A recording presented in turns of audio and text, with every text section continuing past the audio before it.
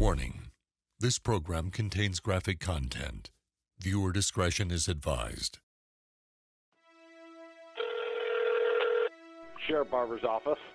Hi, I work at a Dairy Queen. I'm the general manager out there. Uh-huh. One of my employees did not show up for work this afternoon at 4 o'clock. Okay. Which is totally uncharacteristic of her. A mystery that grows stranger by the minute. I just went in her home because I'm so worried about her. There is blood everywhere. Uh-oh. Something's really wrong here. I have never experienced a case this big, this serious, and this tragic. This story just really took so many twists and turns, from the bizarre to the sick to even the gruesome. There were 4 people who just, poof, were gone.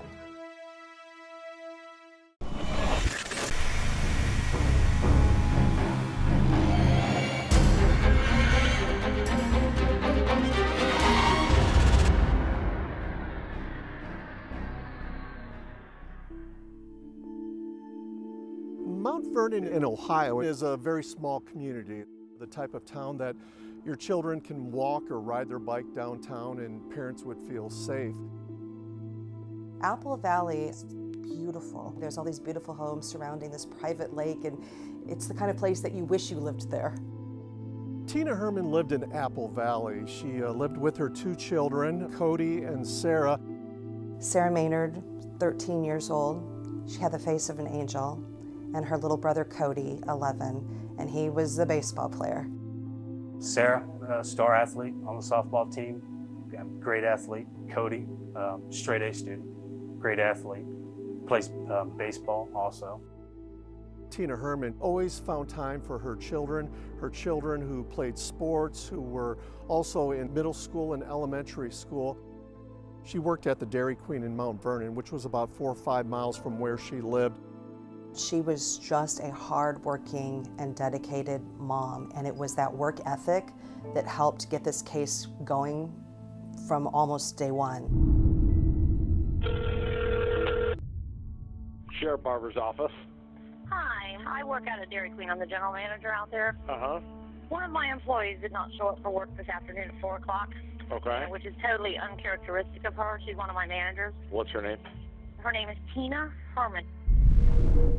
She knew right away that something was wrong, or Tina Herrmann would be there. She came to work on time every day and was reliable.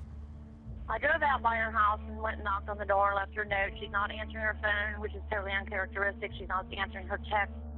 The Knox County Sheriff's Office sent a deputy out to the residence, rang the doorbell. There was no response. Deputy tried to look inside a little bit, couldn't really see anything out of the ordinary, turned around and left.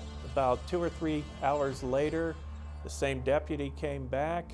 Nobody came to the door. Again, tried to peek in. There was a light on in the house. He couldn't see anybody. There was a blue pickup truck that belonged to Tina was in the driveway during the second visit. So there were things that would have suggested that they were just out or not available.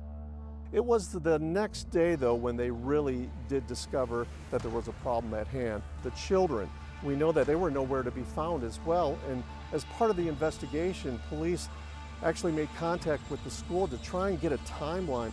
They discovered that the kids were at school the day before, on November 10th. The problem was they were discovered missing on the 11th, and that's when hell broke loose. They were all just gone. They just vanished.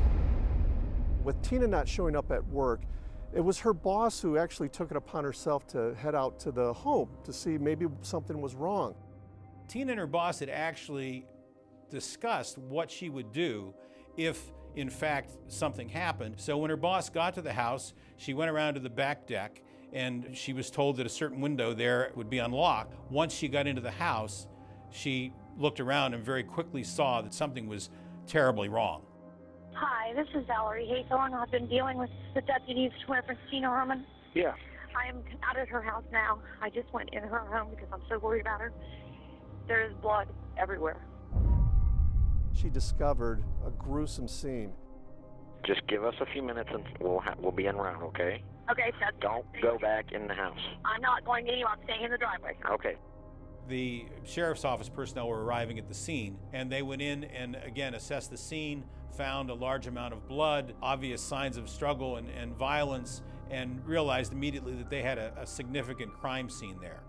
There were some other things inside that just were out of place. The dog wasn't in the cage where the dog normally would be. And when her boss went to try and find Tina, her vehicle wasn't there anymore. They also found out this time that Tina's best friend, Stephanie Sprang, was also missing. She also had been reported missing by her boyfriend. When they looked in the garage, they found Stephanie Sprang's Jeep in there. It was very unusual. Stephanie lived only a couple of doors down, but why that vehicle would be parked in Tina's home, well, that brought up a lot of questions.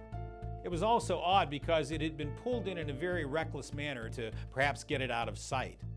Stephanie, she was a mother. She had 3 children, and her disappearance was just as baffling and concerning as the other 3.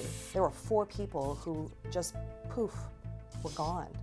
We also found Stephanie and Tina's purses there on the floor with also some jewelry items. That was odd because if there was a burglary or a theft motive behind this, why would those items have been left behind?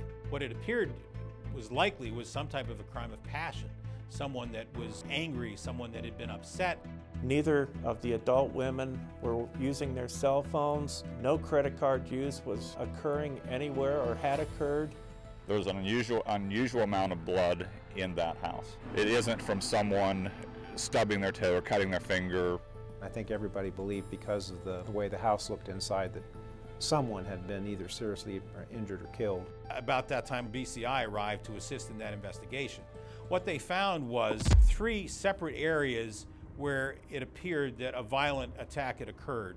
These were identified because of volume bloodstains. These only occur where someone's been significantly injured and where they've been laying there for a period of time. There was a drag mark suggesting that the bodies had been dragged down the hallway and into the bathroom. The bathroom itself had significant presence of blood. It was basically a slaughterhouse. The tub was just filled with blood and blood all over the walls. There was a box of garbage bags there on the bathroom sink that had blood stain on it. Garbage bags had been taken out of it. The combination of those factors suggested that there was a dismemberment that had taken place. All 4 of them did not leave by their own choice.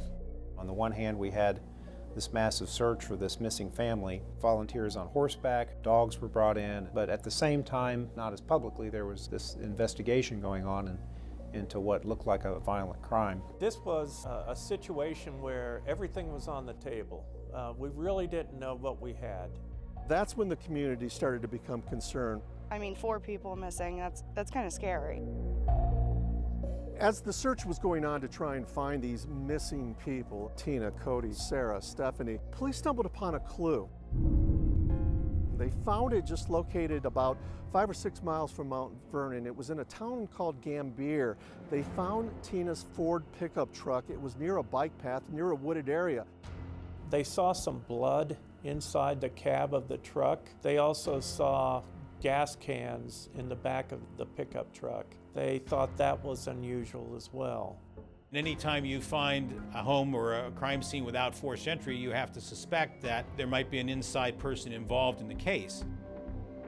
If you don't believe evil exists in this world, you will after you hear this story.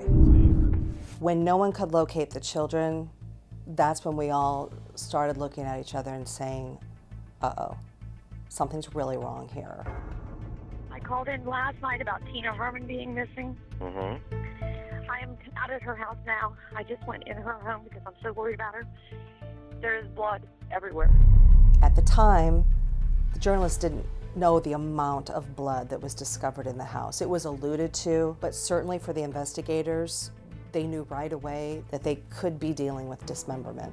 It became even more disturbing when we realized that that close family friend, Stephanie Sprang, was also missing. Lies, Crimes, and Video. New episodes Sundays at 10 on HLN.